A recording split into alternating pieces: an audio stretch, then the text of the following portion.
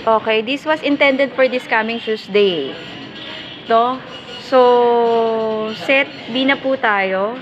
Gaya na sinabi ko is you need to have your own interview. Para mo papadali po yan, ay pwede pong si kaklase. Iwasan lang po natin na maging maulit si kaklase. No? Isa lamang po no? Isa sa kaklase mo ang in-interviewin mo. Para hindi na po maging mahirap sa inyo ang makalampas dito sa ating set B.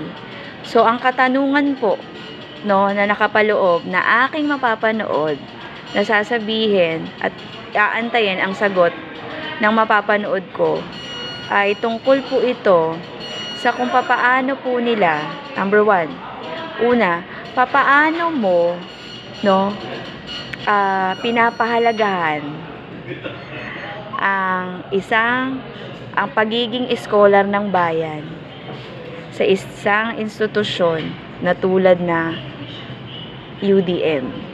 Ulit po natin, paano mo pinapahalagahan, no, ang pagiging estudyante mo, no? Ito po yung nakapaloob na itatanong mo kay kaklase mo. So, hakbangin po ng bawat isa ang inaantay ko pong sagot, no? Base po sa makakalap nyong sagot sa inyong interview. Ano po ang hakbangin nyo o pamamaraan nyo para pahalagahan ang pagiging estudyante sa isang institusyon na tulad nito na kayo po ay nakapabilang sa pagiging scholar ng bayan, no? So, dun po nakapalibot, no, ang inyong magiging pagtalakay. Depende po kasi yan sa kung papaano po sasagutin ng ating nakapanayam ang inyo pong katanungan, no?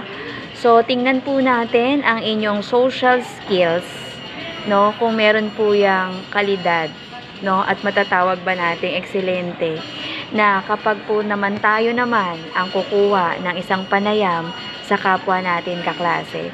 At ina-encourage po tayo ng institusyong ito na pahalagahan, no, ang bawat isa sa atin.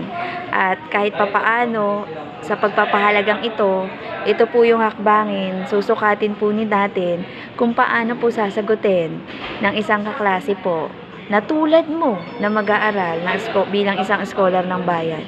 Ano yung mga hakbangin niya para malampasan at mapunta po sa susunod na baitang. Iba-iba po tayo ng pananaw, iba-iba po ang magiging pagsagot natin. Limitahan lamang po natin ang ating panayam dyan po sa katanungan na yan at katanggap-tanggap lamang po ng ating GC yung haba. Yun lamang po. Mahalaga po nating masukat kung paano isinasabuhay, no, ang pagpapahalaga ng isang estudyante na kapwa natin sa pamamagitan ng subject na ito.